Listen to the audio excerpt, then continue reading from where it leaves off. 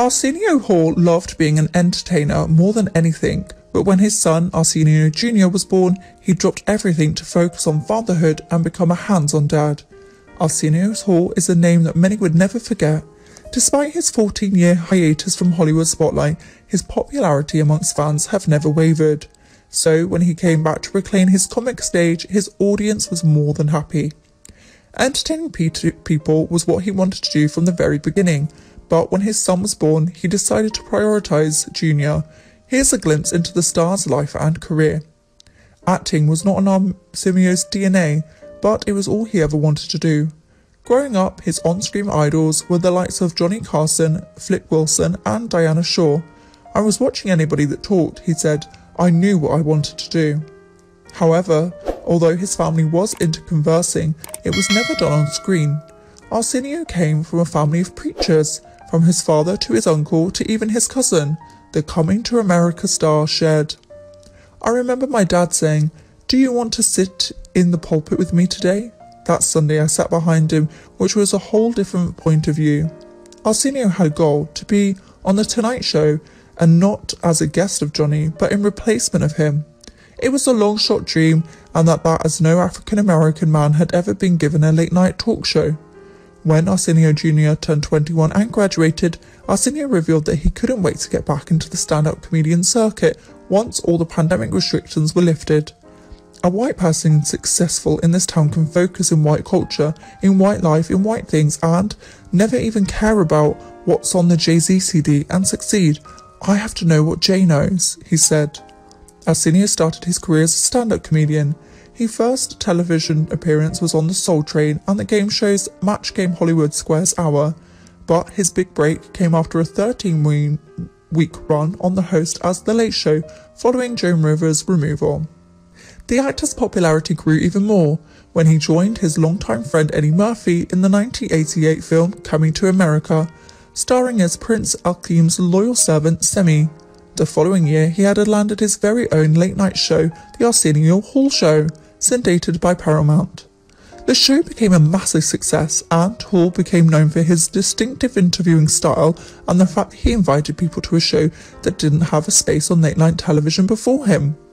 Young people and people of colour have been ignored for so long and have had no vehicle, he told Jet magazine in 1990.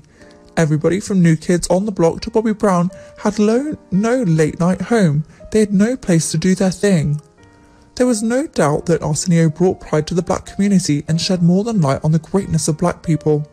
Arsenio's show brought several iconic moments, like President Bill Clinton playing the saxophone, Magic Johnson's first interview after revealing his AIDS diagnosis, and Michael Jackson's surprise appearance to present Eddie Murphy with an award. Still, behind the scenes, Arsenio felt pressure from critics and the producers of the show, who wanted him to be more conservative to appeal to a broader audience. The show went on for 5 years before its cancellation in 1994. For the star, it was also the perfect opportunity to take a step back and search for balance in his life, as he explained years later to CBS. "When you have that feeling of, there's something else for me to do, and this is occupying your life 24/7, wrong or right, you need to go." During those years, Arsenio received his biggest life blessing when he became a father to Arsenio Hall Jr., whom he shares with his then-girlfriend. Although the romance did not last, Arsenio never allowed that to step in the way of the relationship he wanted to have with the boy.